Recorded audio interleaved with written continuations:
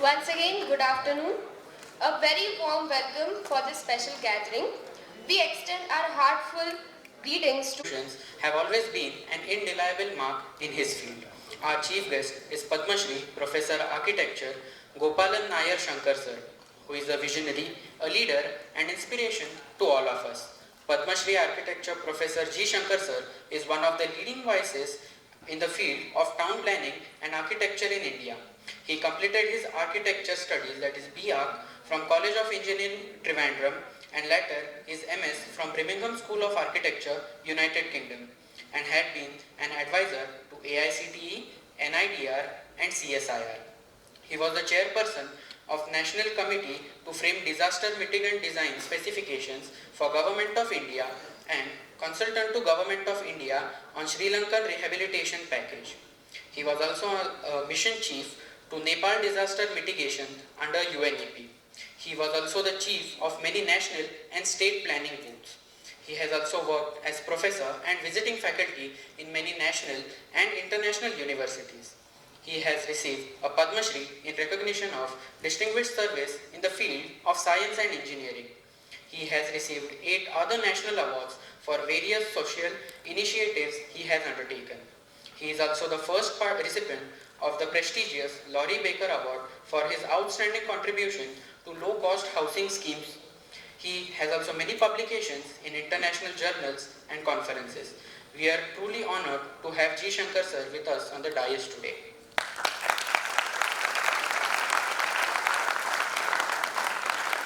now. May I request the registrar sir to please felicitate our guests.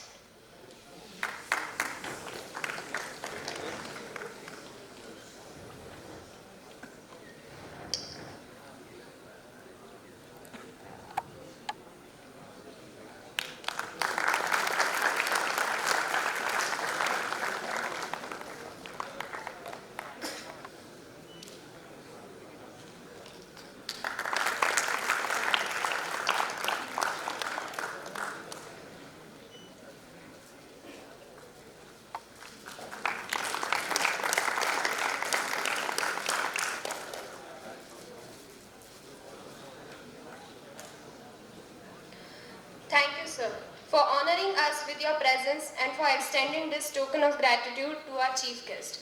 The moment we have been waiting for is here. The stage is now yours. I request G. Shankar, sir, to please share your words of wisdom with us.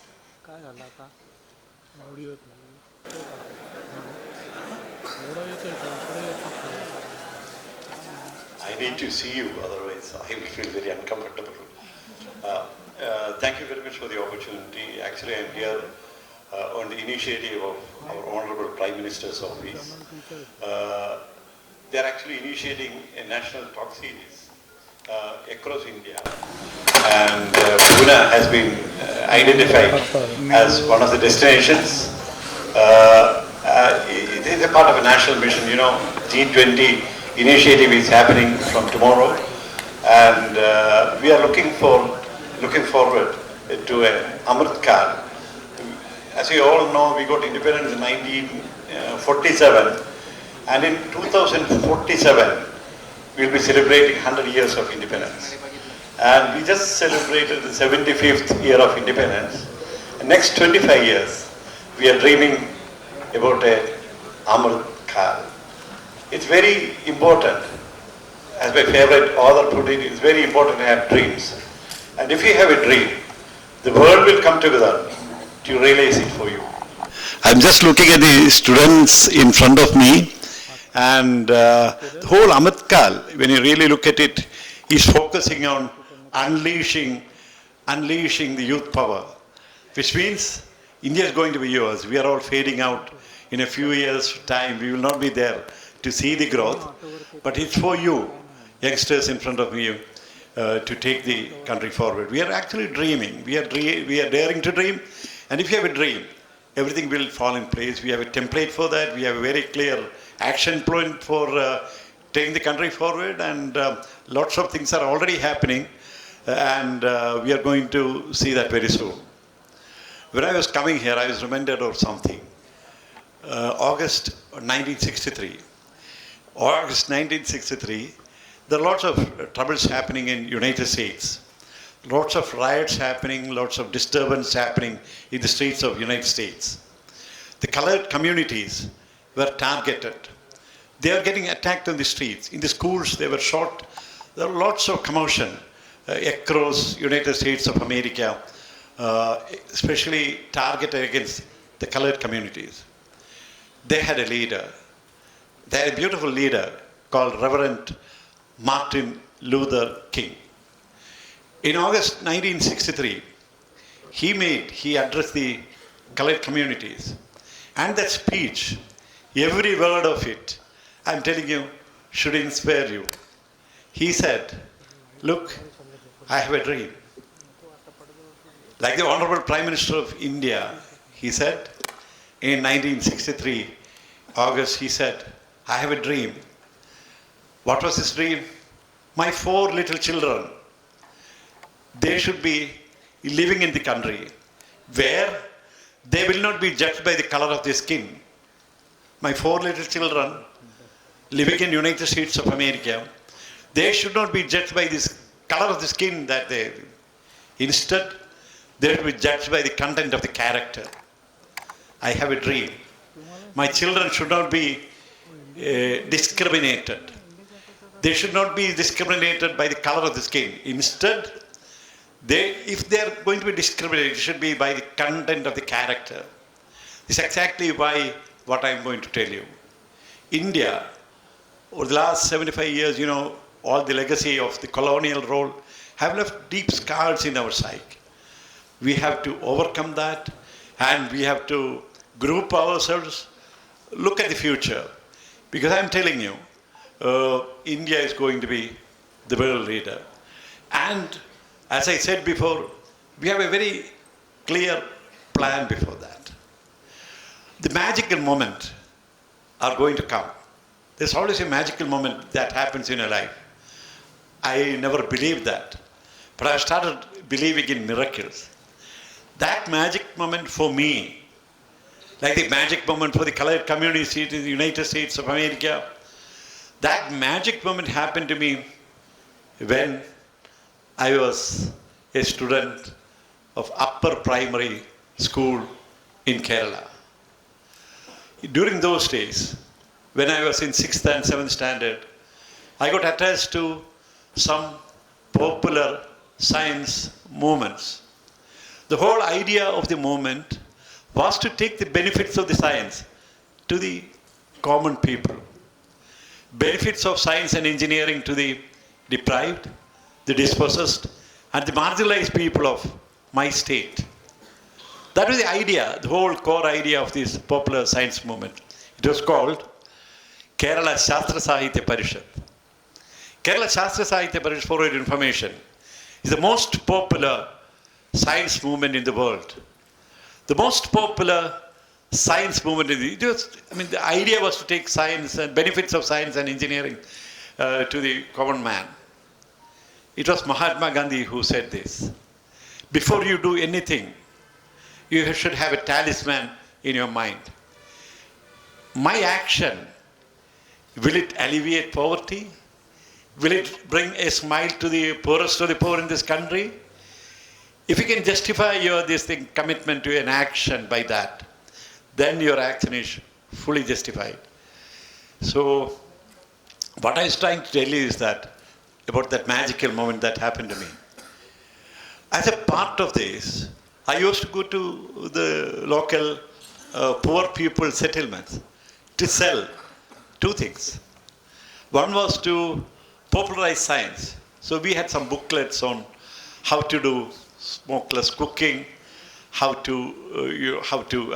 those days, almost 45, 50 years back, we were talking about climate resilience, we were talking about disaster resilience, we were talking about sustainability, we were talking about resource efficiency, and the rest of it. 40 years back, 45 years back, we were talking about that language to the common man. And we had actually developed a smokeless chula. In Kerala, the rest of the world, we used to have a lot of firewood. Burning firewood would actually, when you really know that, when you burn firewood, it actually emits toxic gases. toxic gases are not good for health. So if you inhale toxic gases that comes out of the firewood, it's bad for your health. Look at the ladies working especially from the poorer communities, who work in the kitchen, always inhaling the smoke. So we developed a smokeless chula, whereby we were actually looking at two things: resource efficiency, less firewood, no smoke. So we were selling it we were making this smokeless chula right inside our houses when I was a school child, and we were selling it on the street. So that actually took me to amazing vistas, I should tell you, amazing vistas. And as a part of that, popularized science, literacy was a big issue. Because when we talk about the benefits of science to the common man, some of them wouldn't understand, especially people living in certain brackets. The tribals, the traditional fishermen, they didn't have the kind of literacy that we are talking about. They were not able to write, they were not able to read. So some of the things that we are trying to tell them as a school child, they were going above this thing. So total literacy mission became a primary activity for Kerala Shastra Sahitya Parishad. So as a school student, I was in the 7th standard.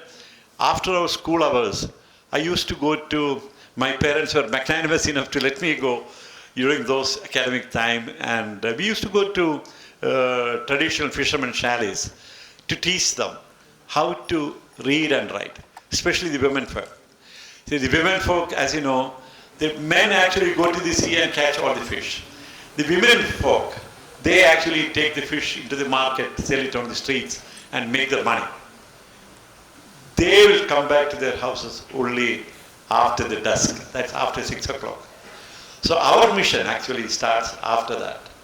So we used to go to distant chalets to teach them how to read and write. What they would do is, after all this melee day, they would come back, they would prepare some food for all of us, and then they will take their bath and come down, we'll share the meal, and then we'll start our exercise of learning. How do they learn? We take their fingers and make them run over sand, That's how we started teaching them the basic alphabets. We had a very clear agenda before us. Even as a school student, I had a very clear agenda before me. The agenda was to empower people through education, to enable people to ask questions, so they will be aware of their rights, and they will then fight for that. India actually offers such opportunities, social opportunities, cultural opportunities, financial opportunities, job opportunities, livelihood opportunities for people to do this thing. We wanted to empower these poor people because tribals and the traditional fishermen, my dear students, are the most deprived classes in Indian society even now. After 75 years of independence, they still stay deprived. And it was a shock to me, I actually belonged to an upper middle class family. I was born in Africa, I had all the comforts of my life. First time, as a 7th standard student, I had this interface with poverty. For the first time, I was seeing people without tomorrows. You and me, even at my age, I have stacks of dream in front of me. But look at them. First time in my life where I was meeting people without dreams. They didn't have a tomorrow. Yeah, they simply didn't have a tomorrow.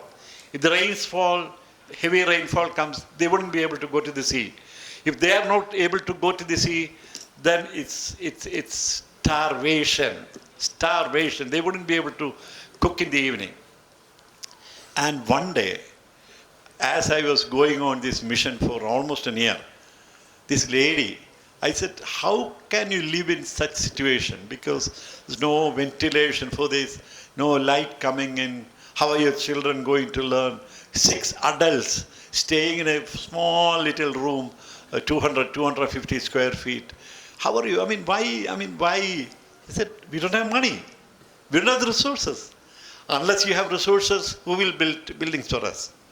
And then this lady, I still remember, it's a community of traditional fishermen.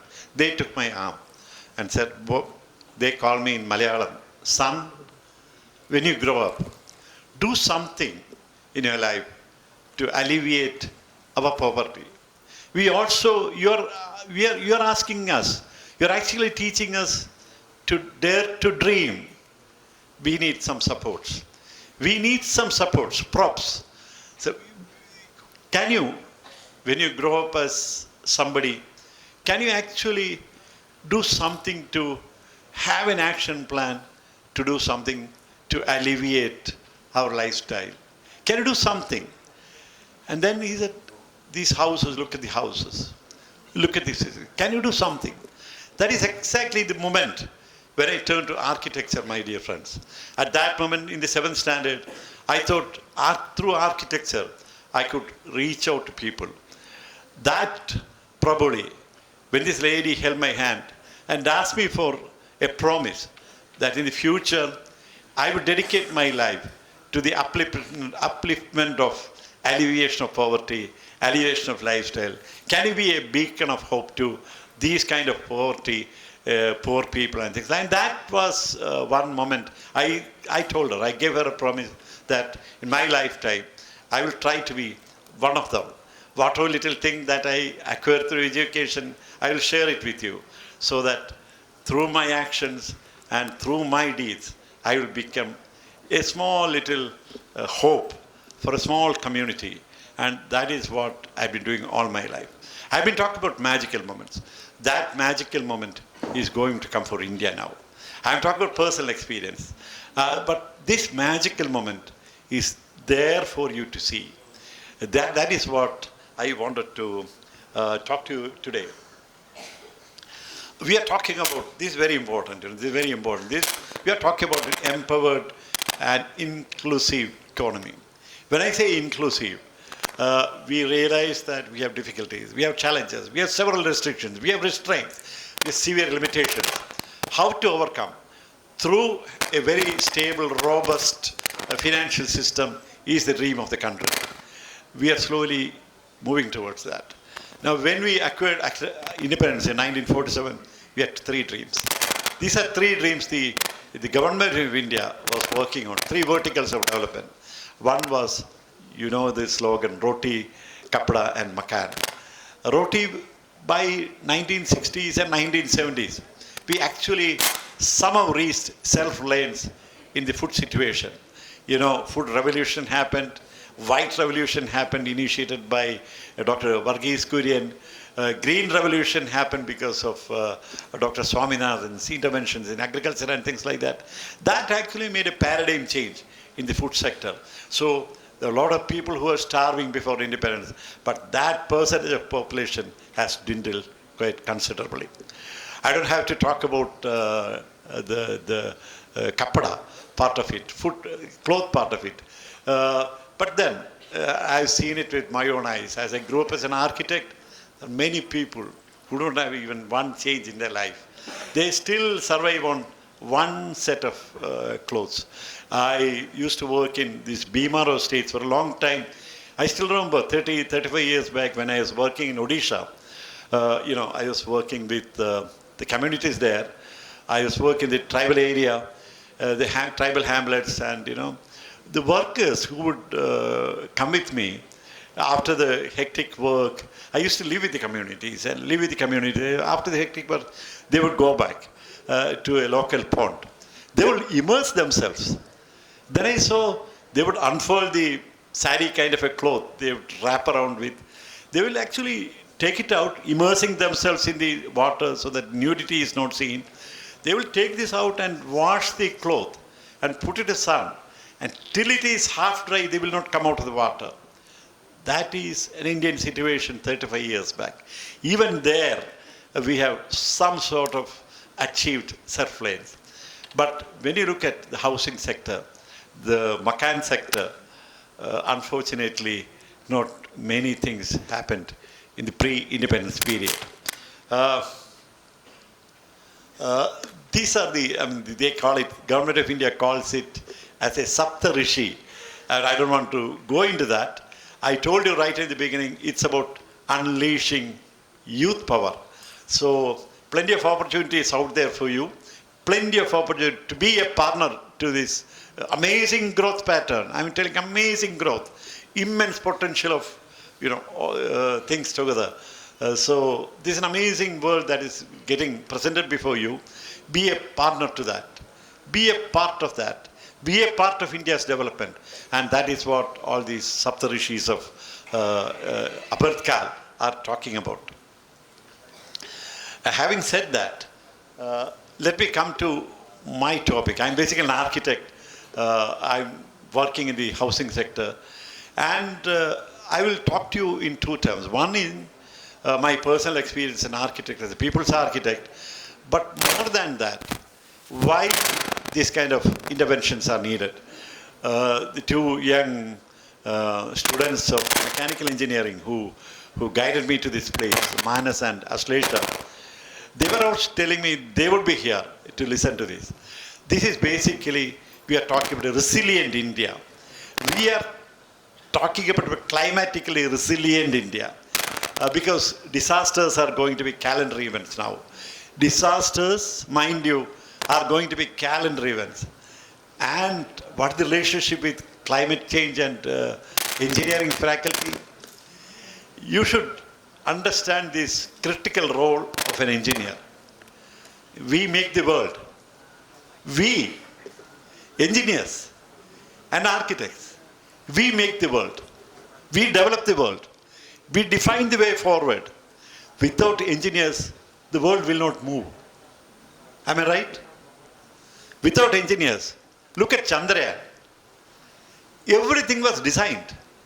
Everything was programmed. Everything was detailed to the core. It's all about engineering. If somewhere the engineering part had failed, it wouldn't have gone to the moon. So you should take pride in the fact that you are a part of that fraternity, engineers. Engineers, let me reiterate my statement.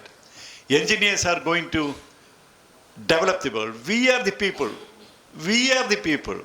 We engineers are the people who are actually in the forefront. As it is, we have some responsibilities too. Since I am an architect, I limit my interventions to architecture and civil engineering. But responsibility is not response. It's also responsibility to design, which is very, very critical. And what is it that is happening now? When I was growing up as a student, as a young architect, the urbanization, degree of urbanization was very, very less. We're still talking about 30% urbanized area and 70% rural areas. That equation has changed. In the sense, by 2050, that's another 25 years. Another 25 years, 30 years. Mind you, another 30 years. The entire country is going to be completely urbanized. Completely urbanized. I still remember 35 years back when I came to this city. I love this city for other reasons. When I came to Pune for the first time, there was a big transitional area between Mumbai and Pune. Thane was not there. I'm telling you, Thane was a small town. Between Mumbai and, there's a big transitional area, which are basically rural in character. I'm telling you once again, the space between Mumbai and Pune was basically, it was a kind of, it had semblance of a rural character. That character, each time I would come back to Pune, I could see that character slowly vanishing. The landscape was getting completely changed. The landscape is completely changed now. 35 years, when I look back, I realized that the landscape is completely changed. Now, we don't have that rural area. The entire country is going to be urbanized. The pace and intensity of urbanization, that's what I want to tell you. The pace and intensity of urbanization is quite staggering. It's quite overwhelming. It's just happening before our eyes. The wing of this thing, it's happening. What does it bring to the social polity, the political this thing of India? It brings a lot of pressures. Cities we call, as planners we call, cities as an engine of growth. That's what we call cities. Like they're engines of growth. Why do people come to Pune from the rural areas, outside areas of Maharashtra. But Pune offers facilities. Pune offers opportunities. When you talk about livelihood opportunities, educational opportunities, healthcare opportunities, Pune has answers. People are flocking to these cities just for one thing. They want to have a decent life. They want to have livelihood opportunities. They want to get money. They want to live out of their vocation. That's why people are flocking to Pune. Urbanization actually, it's a promise. It's a potential. But it brings in lots of pressure to the social fabric of India. The pressure is the pressure on the infrastructure and the pressure on the traffic, the pressure on transportation, pressure on housing, pressure on the land. It's pressure, pressure, pressure always. You can always see the metro is beginning to run in Pune now. The highways have appeared all over. Multi-story buildings have appeared all over. But where are the people? Very few colleges, like I was just talking to the registrar when I came there. A place where Vishwesvaraya had, has got its formal education. That legacy, I was very pleased when I went to the interiors of this college. That legacy is kept without a scar. I'm telling you, it's kept without a scar. I should salute the members of the faculty and the management for keeping it intact. It talks about a legacy. You have seen the small statue in front of you. He is the person. Vishwesvaraya is the person, he rewrote the engineering history of India. Through his interventions in engineering, he is the pioneer of engineering education that way in India. So you have got that legacy and you should build on that. Now it's coming to urbanization part of it. Urbanization, although it's a potential promise, it brings in problem. That is where we have to put in sustainability. When you develop roads, this is where people like me come in. It's about transportation, it's about better transportation. We need to have roads that carry a lot of loads. We are always talking about speed, but sustainability talks about different language. You should realize that 15% of your population, 15% population of India, we are talking about 120 crores of people living in this country. And 15% of that is not a small number, my dear friends. 15% of 120 is how much? 18 crores of people. They are differently abled. They are differently abled. Somebody can't see, somebody has some problems in walking, somebody can't hear. Some kind of differently abled sections are there. 15% of our population.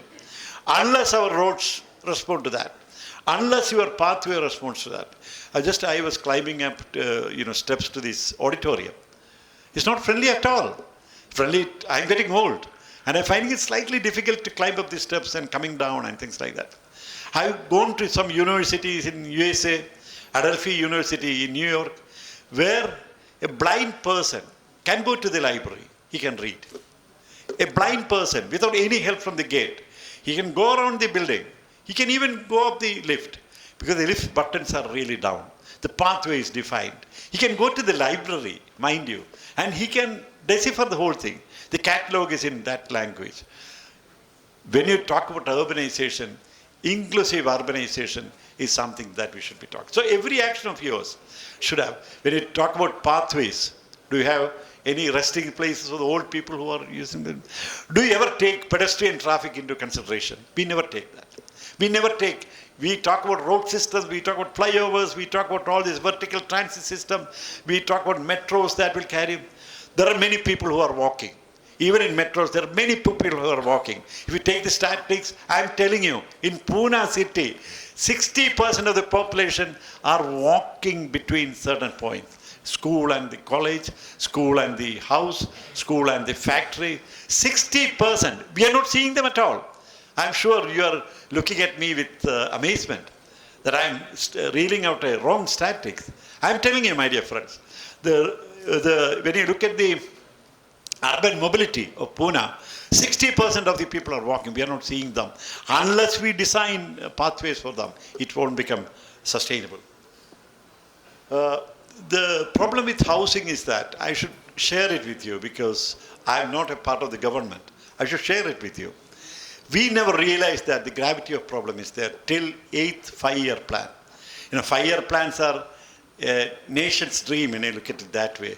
1956, when it started, when Jawaharlal Nehru rolled out a red carpet for India's development, he was talking about other priorities. But it took 8 5-year plans. That is almost 40 years. That means in late 1990s only, a mention of construction sector came into the Indian plan document. By that time, the whole gravity of problem of housing had gone beyond the capacity of the government. It is most, let me tell you, double superlatives is not really acceptable. The most unsolved problem India is facing today. India still have 60 million families without any homes. It's a huge number. If you multiply with 5, an average Indian household, there are many people who are living with us who don't have adequate housing. And I'm very proud to say that. I'm very happy to say that. I was a party to this agenda in 1996 when the world met for the last time in the last millennium for discussing about issues in the habitat sector. We, especially me, from the Indian delegation, we wanted to put 2 critical terms into the World Habitat Agenda. One, 1996, in Istanbul when it happened in Turkey, we put in the term sustainability in emerging human settlements. First time, 96, 30 and odd years back. We put the term sustainability in the wake of emerging urbanization, emerging human settlements. We put the word of sustainability. We also put in the word of adequacy.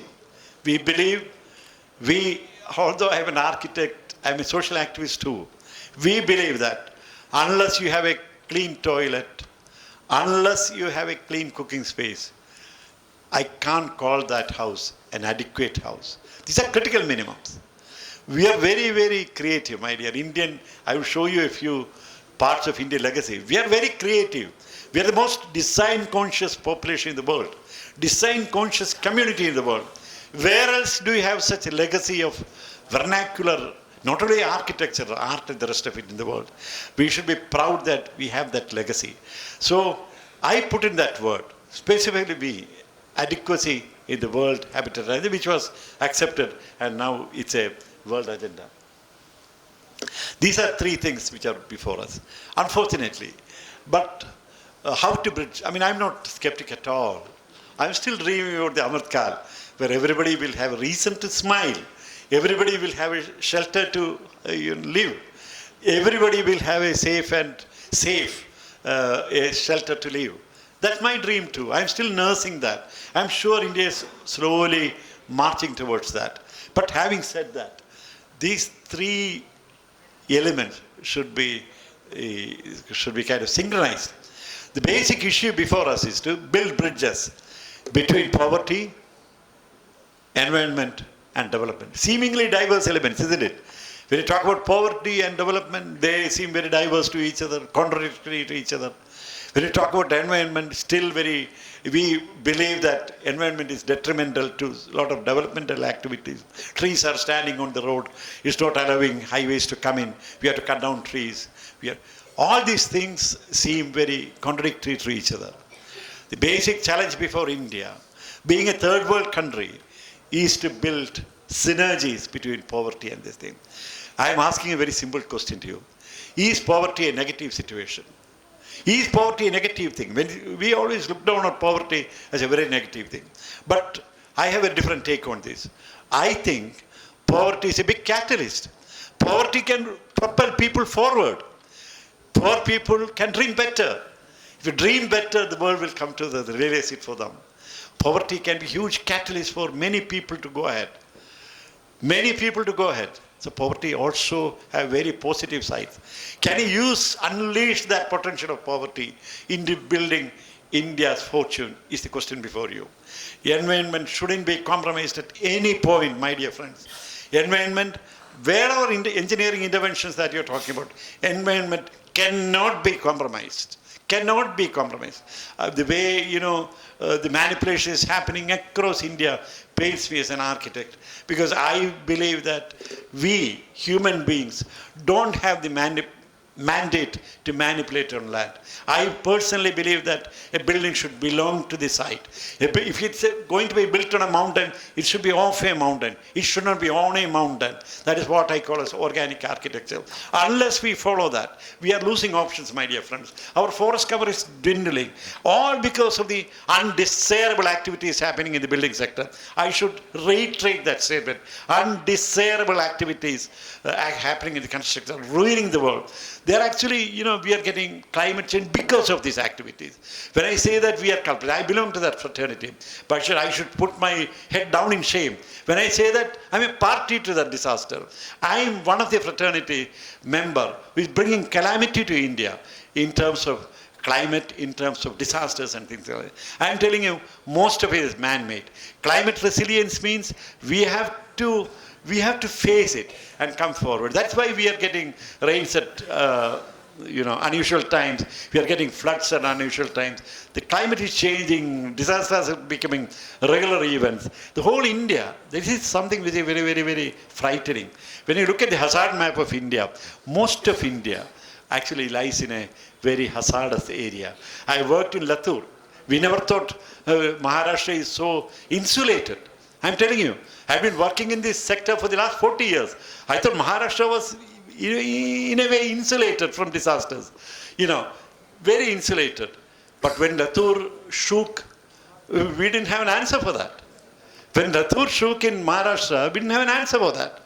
When Gujarat shook, we didn't have an answer for that. I worked across the country, across the world in disaster situations, and I'm telling you, we are actually sitting on a volcano. So unless our buildings, the rest of the interventions in the environment responds to the dictates of the land, it's going to be calamity, my dear friends. All these things. Why did I put water? I just want to read out, just read these things, because these are going to be, this should be a part of your thought process. I was talking about water. How does water deal with our climate change and things like that? I'm just reading out one statistic before you. That should wake up, is actually time to sleep now, noon time. That should wake you up from your slumber. This figure that I'm going to put you should wake you up. 5 billion liters a day. We are talking about a country where water everywhere, but not a drop to drink is the situation I have, my friends. I've seen full rivers across the country, across the world. Across the world, I've seen full rivers. They are there still in Europe. They are still there in United States, but not in India. We are trying to revive some rivers. Ganga project has brought in lots of miraculous replenishment of water. But otherwise, in my own state, we're such a water-rich state. Kerala was such a water-rich state. Water everywhere, but not a drop to drink is the present situation. Now, in that situation, we are talking about 5 billion liters. You know how many zeros are behind that one? 5 followed by so many zeros. Probably 9, 10 people who are good at mathematics will know that. 5 billion liters of potable water. That's very important.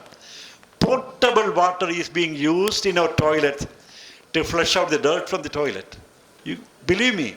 5 billion liters of potable water in India is being used, where water has become such a scarce resource, to flush out the dirt from the toilets. And we are talking about water conservation. We are talking about recycling of water. We are talking about DVAT systems to replenish water and things like that. That figure should go deep into this thing. I mean, if I reel out the rest of the statistics, it should really, in the building sector alone, we are actually doing a lot of damage. I'm sure there are a lot of civil engineers and faculty members here. This is why I've been waging a big fight against cement and steel. Not because of anything, engineering property, no. For a moment, let me fold my hand and tell you, not because they are not in the market, but because of one reason. the production process of both cement and steel are very, very, very outdated. Nothing has happened in the last 100 years. The cement production is still very energy intensive. The steel production is highly energy intensive. And we have a huge energy crunch in our thing. So this is why I'm trying to optimize. There are certain engineering applications where you can't, face the reality. I mean, cement is needed.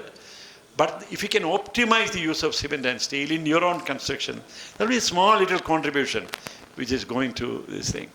When I say cement and steel, I'm also going to tell you some funny things. Of course, the engineering faculty will be at loggerheads with me, but you should also understand that I'm sitting here not really as an architect. I'm telling you all these things because I myself is a very good mason. I myself is a mason. I can build houses with my own hand. When I talk about earth, I talk about earth with such passion and compassion because I know the versatility of the material with I build with my hand. When you build something with your hand, that was I telling my young friend from mechanical, Manas, who took me to the forging workshop. Nothing like that. It's a hands-on experience. It's something that will be a magical influence on you. When I talk about mud, I become very happy because I know the versatility of the material. I know the plasticity of the material. I know the durability of the material. I know the whole strength of the material because I work with my hands. My hands actually give a lot of experience, the experiential coefficient. The engineering coefficient, you know because you are working with your hand and you know the strength of the material. When you work with your hand, when you internalize with your own this thing, the entire paradigm emerges. That can be this thing. We have, in Kerala, we have a huge lime deposit, one of the richest lime deposits in the world. My dear young students of engineering, civil engineering especially, lime and cement are basically the same thing. Lime and cement, basically same thing. We showcase it different, some chemical combinations are different, but basically, one of the basic materials of cement is lime. We have the richest lime deposit in the world. Our backwaters, Vembaran, which is one of the biggest backwaters in Kerala, we have lime deposit to a depth of 15 feet. There was a time when I was a young student, when lime was a mainstream building material. Lime is as good as cement. Except in certain engineering applications, like concrete, you can't use lime. But in many engineering applications, like plastering, in flooring, PCC, etc., lime is any day better than this thing. The sheen, the property, the resilience is any day better than this thing. I'm saying it with this thing. Bamboo. People laugh at bamboo. Maharashtra, we have a huge bamboo stock here. People laugh at bamboo. When I do ashrams in Varta, when I do buildings in Latur, I mainstream bamboo as a building material. Why? Because I make a statement again. You can rip me open after the session. The tensile strength of bamboo is equivalent to tensile strength of steel. I make a statement, engineering statement. You can rip me off for that. The tensile strength of bamboo is very good. Why are we using steel in the cement construction?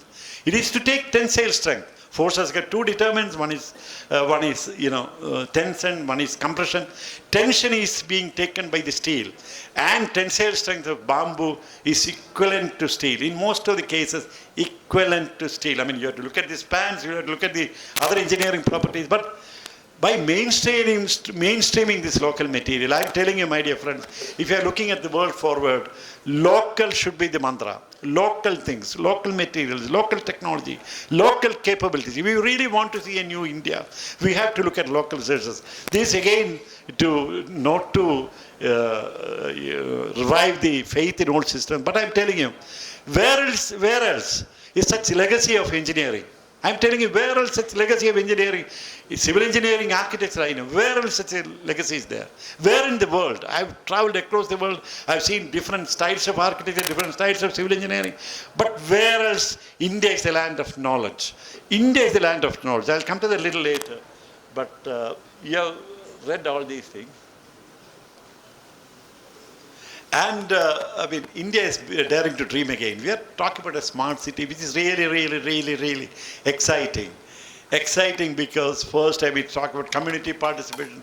To whom are we talking about? What are we talking about? Put everything with people in the center. Unless it is participatory, unless it is people-centered, our strategies will not work. One of the main highlights of Smart City Mission is its community participation. It talks about connectivity. It talks about very, very subtly, it talks about knowledge connectivity, IT connectivity, digital connectivity. It's all to empower people. So very subtly, these are the very critical elements of Smart City Mission. I don't want to go into the details, but convergence of all these energies into a city plan is something which is very, very exciting. Likewise, very quick. I want to tell you about something which is actually not being, no, I lost that. One is Pradhan Mantri Awas Yojana is there. Can you believe it? I'm going to make a probably brutal statement.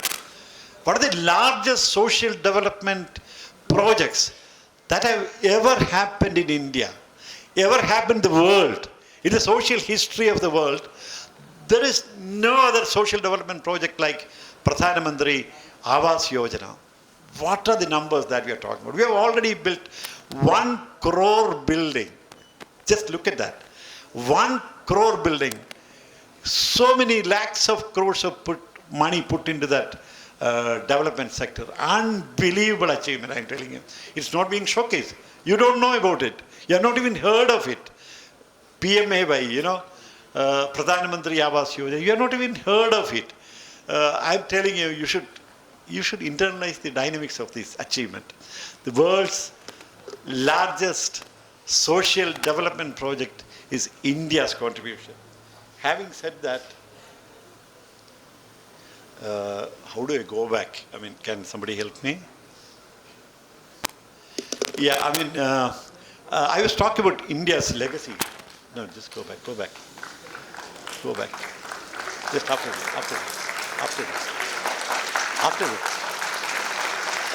this.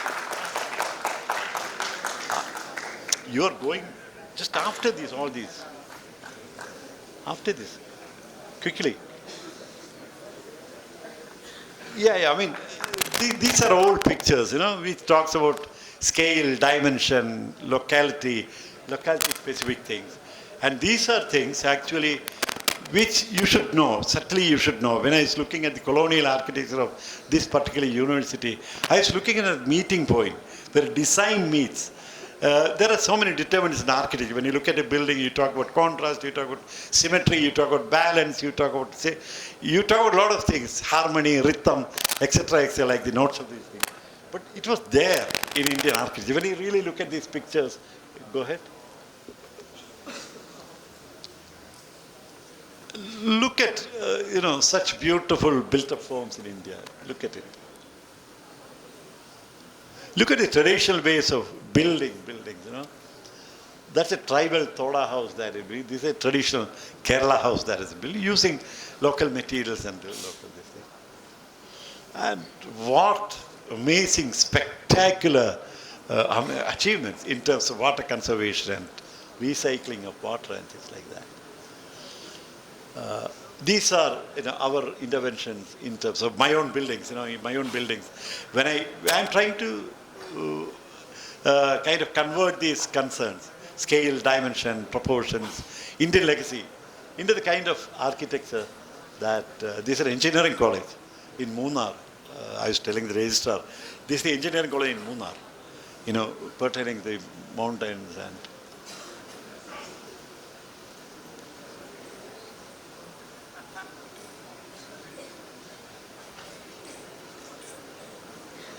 This is actually my own office building, which is the tallest, it's a 6-storied mud building, tallest mud building out there. When you talk about mud and such building materials, we get a different notion about mud. We think that it's inferior material, low-cost material, it's not an efficient material. But with mud, the challenge before an architect is to do wonders, And that finishes my presentation for today. I was telling my registrar, when he I would like you to ask me some questions, because if you don't ask questions, this conversation will not be complete. Before I leave, I'll just leave with a small story. One of the pictures that you saw was the biggest tribal development project that has ever been undertaken in India. This is actually on the border of Madhya Pradesh and Uttar Pradesh. We are trying to rehabilitate 15,000 people. 15,000 people. You have heard of Tehri Dam agitation, you have heard of Narmada Andolan. All these things were related to tribal rehabilitation. But this particular project that I did in somewhere near Singrauli is the largest tribal development project that has ever, resettlement project that has happened. This went without a whisper because I actually aligned myself with the tribal people. The first thing was when the big people called me for doing this, they said everybody had failed. Tatas had failed, Birlas had failed, JPs had failed, every other corporate Reliance had failed. And this particular lady who called me said, "You are the person, can you help me with some intervention?" It's a very dicey area, tribal intervention. People are, that particular area has been ruled by left ultras, Naxalites. So there's a big problem. I said, with Dilse, I said, yes, I can do that. I can do that. Because that is where I wanted to get into. And when I went to this thing, to the area, they wouldn't let me know. They said it's a law and order situation. It's a very dicey situation, tribals being resettled. I said, unless I see them, I'm from Kerala, unless I see the way they live, if my houses don't respond to the social needs of the people, then how can I design? I always design for marginalized people like that. So, collector said, no, we can't take the risk. I said, a tribal driver who was driving the collector's car, he said, I will take you. I can speak Hindi very well. So he said, I will take you. And he drove me to those areas in a rickety jeep. They say the government board, they will attack you. So I went in a rickety jeep along with this tribal driver. And the first thing that I saw in I just went into a tribal hut. The first thing that I saw was a very strange sight to me, culturally very strange sight to me. A man and an animal hugging together, snoring away to glory. Snoring. Sleeping together in a charpai and snoring away. A bakri, fully grown bakri, a goat, and a fully grown goat and a man, sleeping old tribal man, sleeping together, hugging each other. That was a cultural shock to me. I said, kya ho raha hai? They said, this is the custom here. Every animal in that tribal settlement does have a room for themselves, a room with a view. Let me say that, room with a view, with a window and a door. A small room for the cows, for the goats, in their own hamlets. It was a cultural shock to me. But I took that in.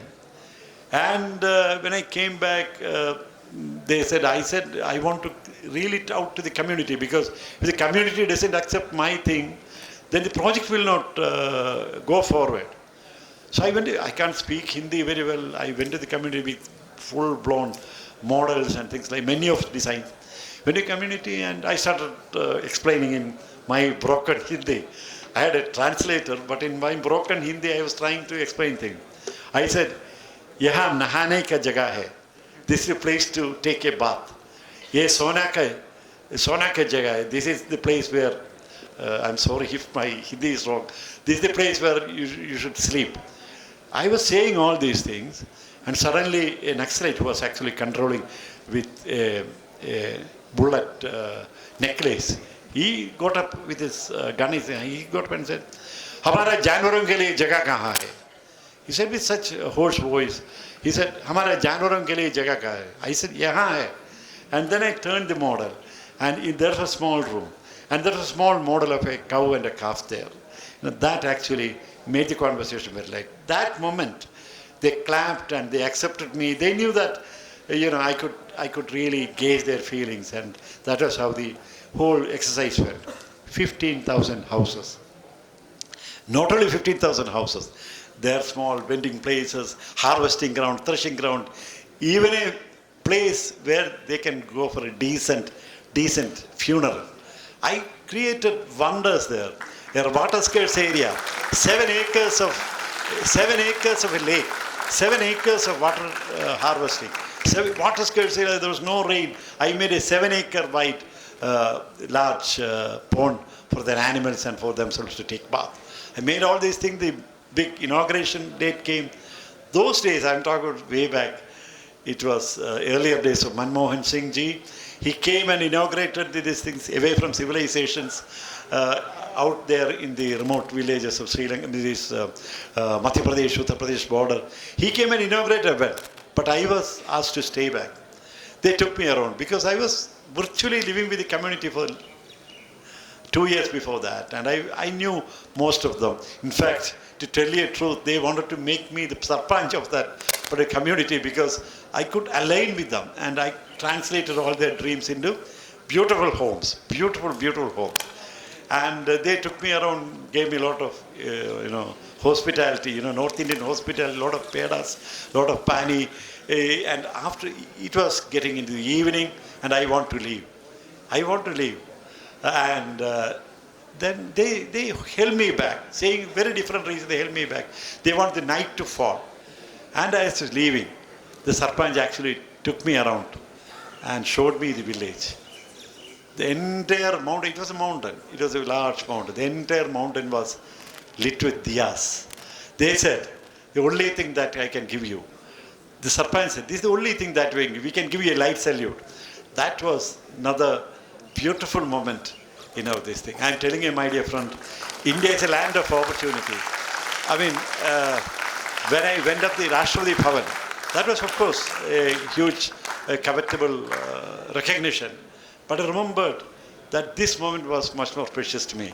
When the community accepted me and I was going back, whole mountain was, no electricity, the whole mountain was lit with diyas. Let me conclude this session by also telling you one more thing. This is our land. There's a Hindi song that goes like this, Hindustan Hamara. This is our land, Hindustan Hamara. How do you say that? Sare jagam se acha, Hindustan Hamara, You should have that pride and such pride in your hand when you leave this conversation. This is our land, land of opportunities, and we are slowly marching towards that Amritkaal. If I, through my own personal experience, through the work that I have done, if I have inspired you a little bit, given you a way forward, have opened a door for you, I'll be more grateful. Thank you very much for it.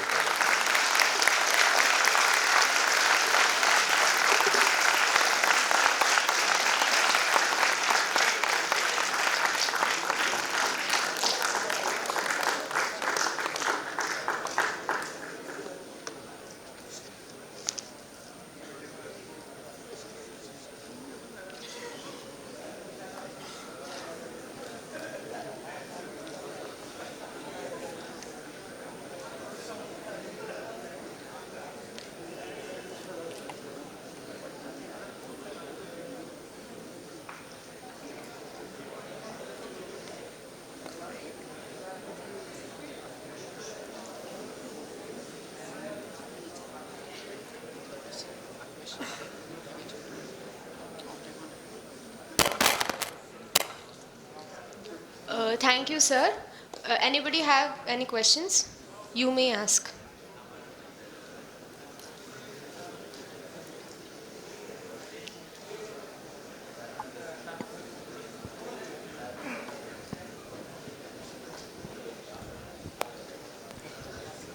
Hello, sir.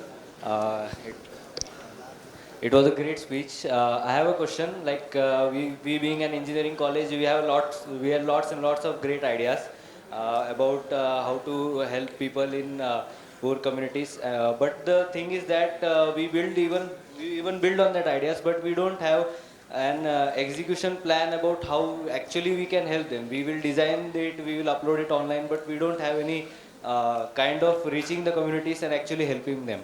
So can you guide us regarding that?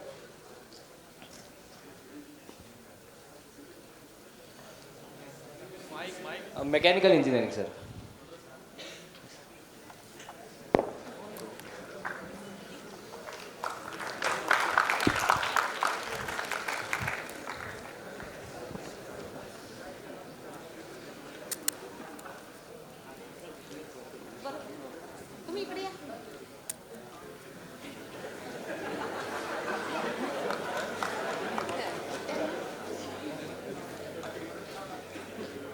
a little issue. I have a hearing issue. So, I mean, like, if you can, if you can make it very clear, somebody can help me, please. Why don't you, I mean, get me the question and answer that.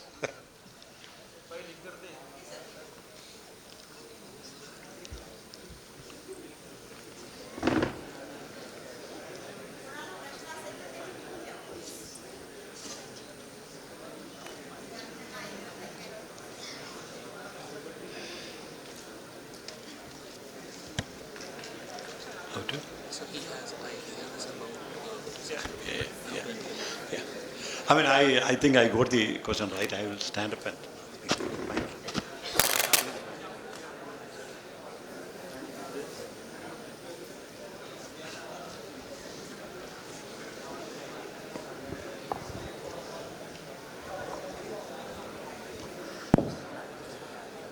The question is basically about how to implement the ideas actually in the real world is the question, isn't it? Obviously, to me, I'm talking about my own personal experience. There are many people who have influenced me. For instance, one of the persons who influenced me as an architect was none other than Laurie Baker. The legendary architect who happened to live in Kerala for a long time. When I was a student doing initial years in engineering, I happened to see a white person. I didn't know that was Laurie Baker. I had not taken architecture. I was in my pre-university days, plus two. And one of my friends was building a house. And he said, this white person is designing that house. And, he's doing it in a strange way. He was my classmate in my pre-university days. And he took me to the site where the building was coming up. And the first words that I listened was, this man actually, the white person, I didn't know that was Laurie Baker at that time. He was actually quarreling with the owner of that building, He was a mathematics professor. He said, he was actually doing a cylindrical thing because mathematical connotations, cylinder actually contains maximum volume. And but this mathematics professor had 5 children, boys and girls together, 5 children. He wanted a 6-bedroom house, and there was a fight going on. Laurie Baker is a kind of a person who always used to optimize. He was asked the question, Professor Nambudiri, why do you want 6 bedrooms? He said, 1 bedroom each for my children. Because they are academically very brilliant, they are studying for different classes and they want to come up in life. I want to give them 1 bedroom, 1 room each for all the children. And then 1 room for me and my wife. And Laurie Baker, first time, I saw him gesturing, in a very funny gesture, he was a very, human. He said, Dr. Nambudiri, your children will, after some time, they will all fly away. He was using the bird's movement. They will all fly away. And finally, the old man and the old woman will be alone in this house. Those words actually struck me. I never decided at that time to become an architect. This person, I thought was talking sense. If any architect would have loved to build bigger houses because you get paid better. But Laurie Baker was fighting against that, and he was telling Dr. Nambudiri, why you need 6 bedrooms because your children after a few years will go away. And then he said one important thing, which I still remember. There is a spiritual life to this building, my dear Nambudiri. You will go after some time, and by that time your children will go to some place. They will all become very brilliant and things like that. In fact, what happened was 20 years hence, I became an architect. Dr. Nambudiri had gone, he died. All his children, one of them actually became the personal physician to President Obama. They were all over the place, brilliant fellows, they went all around the place, all around the world. I went to see this building that Laurie, because I was close to my friend's mother. And I started talking to him. When I went into the house, I saw the top floors leaving completely empty. There were coppers around, a spiral staircase. They had very clear symbols that the top floors were not, it was 3-story building, small limited land, 6-bedroom, 3-story building, top floors were not used. And Amma, that's how we call our mothers in Malayalam. Amma, what's happening? He said, children are away, they come only once in a year. He has gone, but I don't want to leave this house because this house that he built for me, Dr. Namburi built for me, so I don't want to leave for emotional reasons. Then I said to the mother, I don't know whether you remember that conversation. I was there as a student when I listened to that conversation. When he said, Dr. Nambudiri, you have 5 children. All the 5 children will go away after some time. And finally, the old man and the old woman would be alone in this house. The moment I actually remembered that conversation and shared it with her, she started crying. It was a very, very, very bad situation for me because I didn't want to rake up the memories. But this happened. What I was trying to tell you is that there are certain things that will happen in your life. If you can actually pursue your dreams, I'm telling you, when I started my career as an architect, I was very clear about what I want to do in my life because I wanted to hold hands. I wanted to, sustainability was anything in me. I want to do only low-cost buildings in my life. You know, initial days I was getting commercial commission, do theaters, do commercial complexes. I said no. If people are willing to do this kind of technologies and do this kind of architecture, then only I will touch it. I was virtually, I had to fend for my family. I was virtually on the edge of starvation. But then I stuck to my ideas. I had extremely beautiful opportunities in my life.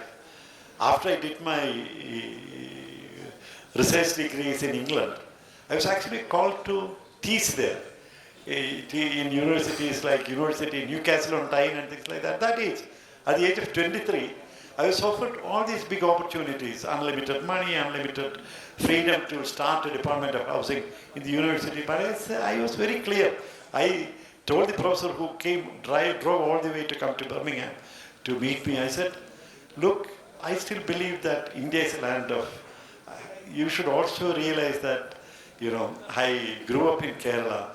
It was in England where for the first time in my life, I was eating crunchy apples. I was drinking unadulterated milk for the first time in my life. That was in Birmingham, where lights never went off, reticulated gas supplies were there. At that age, how many years back? Almost 40 years back. It was all there. But I said, look, India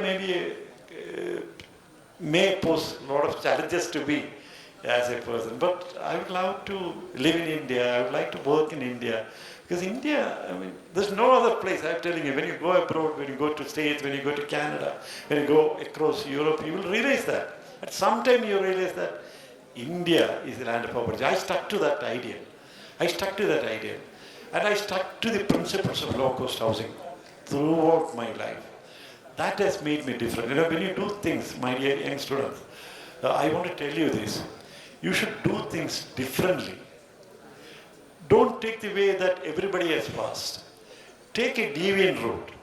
That will lead you to, I'm telling you, my dear friends, because I may not come back to this thing again. That route will take you to amazing vistas. I'm telling you again, that route, deviant route, can be longer, can have lots of troubles.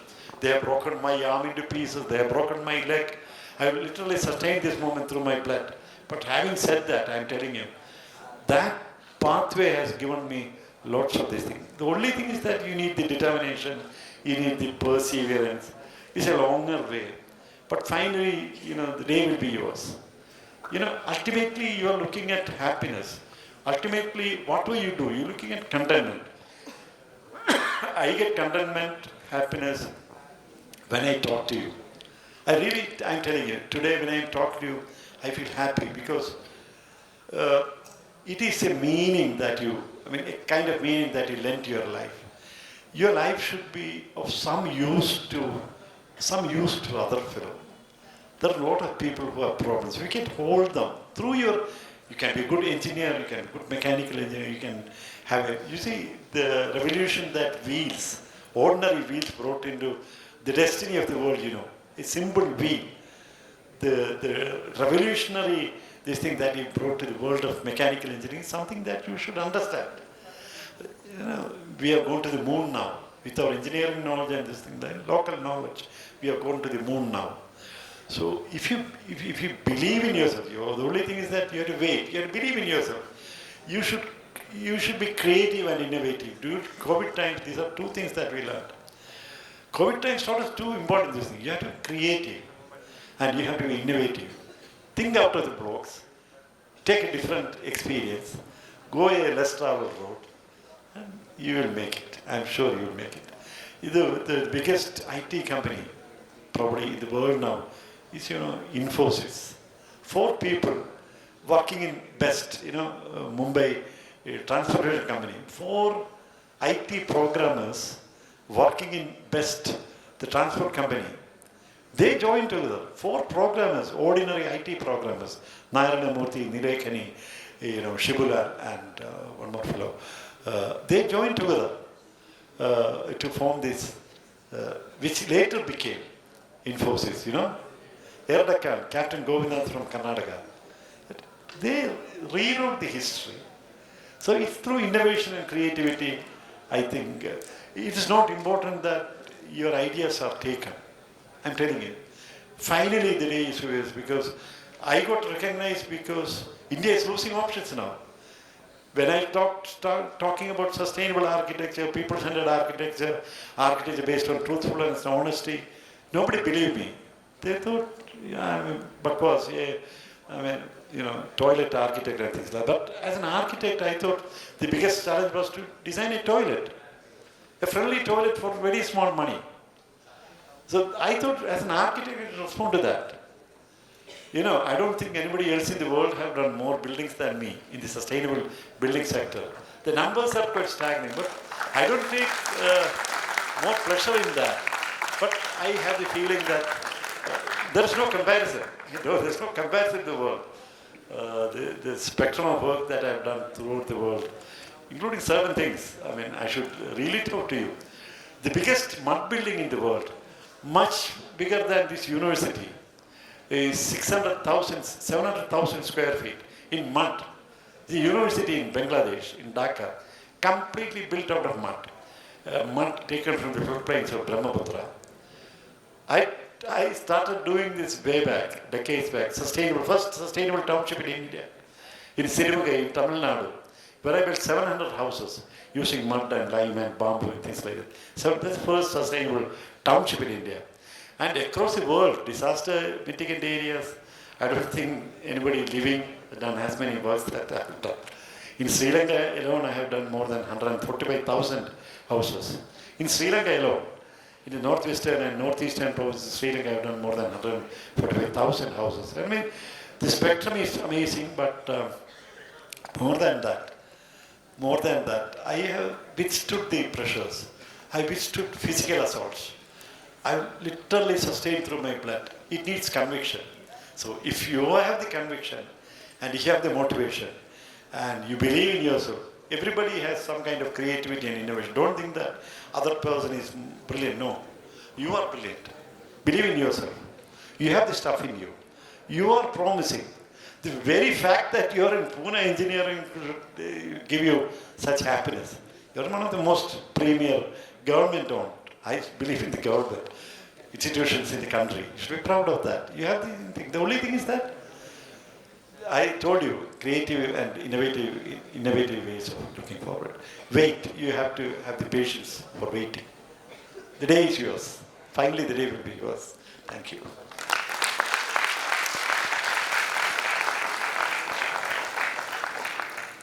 I think we'll wind up. Registrar, sir? Yeah.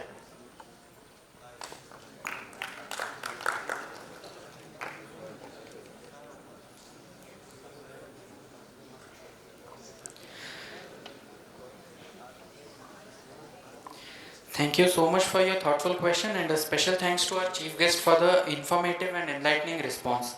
Finally, before we conclude this remarkable event, we would like to express our gratitude to everyone who made this event possible. A big thanks to our chief guest for gracing us with their presence and wisdom. We truly honor. We also extend our heartfelt thanks to all our faculties, dignitaries, and special thanks to Bhagwan Sunavane sir, the Registrar COEPTU, Dr. Shivnanda Bhavikatti ma'am, Dr. Mohan Khond sir, Professor Nilima Kollare, Vice President Gymkhana, and Sadanand Gosavi sir for bringing this all together, and every member in the audience for being here today and making this event special. Also, a big shout out to our hard-working organizing team who worked tirelessly to put this event together. With that, we bring this program to a close. Thank you everyone once again and hope to see you in future. Have a good day.